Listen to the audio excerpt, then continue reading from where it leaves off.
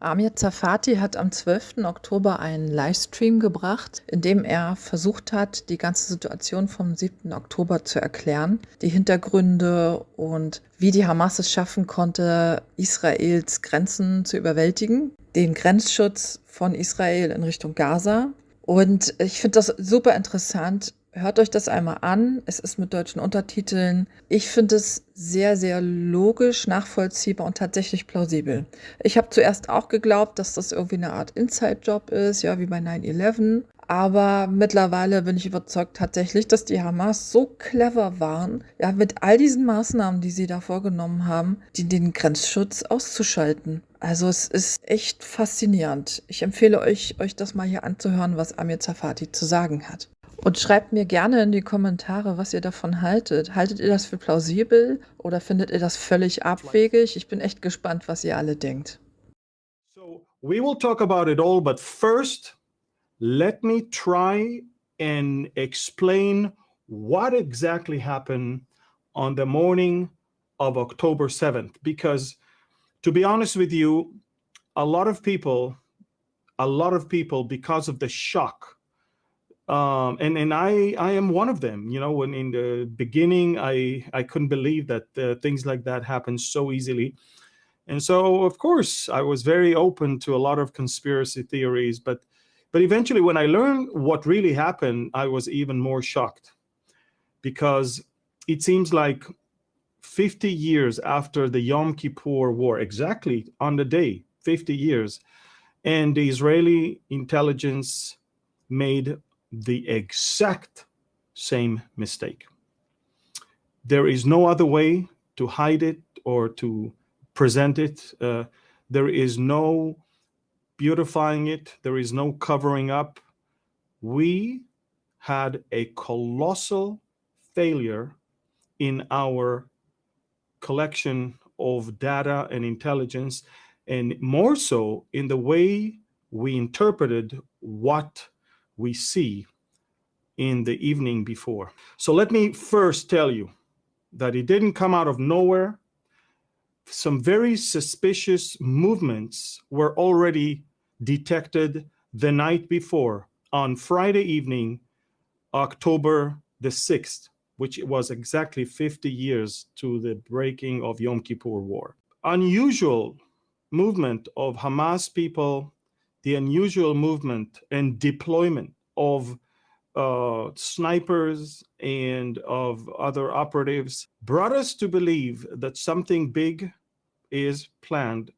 However, what the intelligence gathered or concluded that night, that it could be another exercise of Hamas, because Hamas was conducting exercises assimilating, believe it or not, exactly what they did. Now, the phone rang in the offices of many officers the night before, and it was brought to the attention of the chief of staff, the top commander, and apparently not only to him, but also to the knowledge of the head of the Secret Service.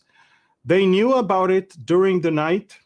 However, the military liaison officer to the prime minister received his phone call only at 6 a.m., and Netanyahu received his phone call right when it all happened, when it started at 6:30 a.m. He immediately rushed to the underground control center in Tel Aviv to understand what is going on. And let me now explain to you what really happened on that morning that caused the horrific delay in response of the Israeli military. What the Hamas did, they fired exactly at 6:30 a barrage of rockets to Tel Aviv and towards cities all around, but at the same time, mortars, which are much shorter range, to the Israeli settlements right beyond the border. And under the auspices of all of this shelling, they simultaneously did two things. And listen carefully what happened, because this is, I must confess, they impressed me.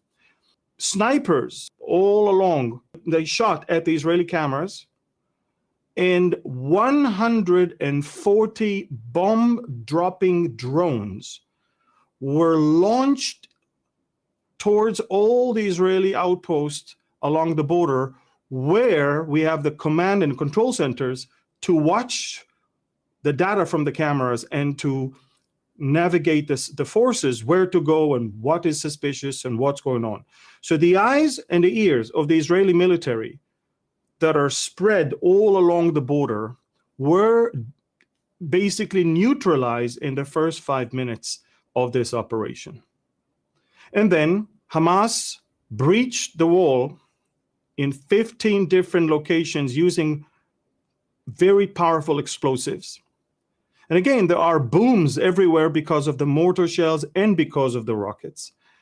And this is the point where they also marked to their gliders. These are gliders with terrorists on top of them to take off and to start landing in open areas where the music festival took place. Hamas had very, very detailed information because we found the maps and all the entire file with all the details. We found everything. They had details on every Israeli settlement.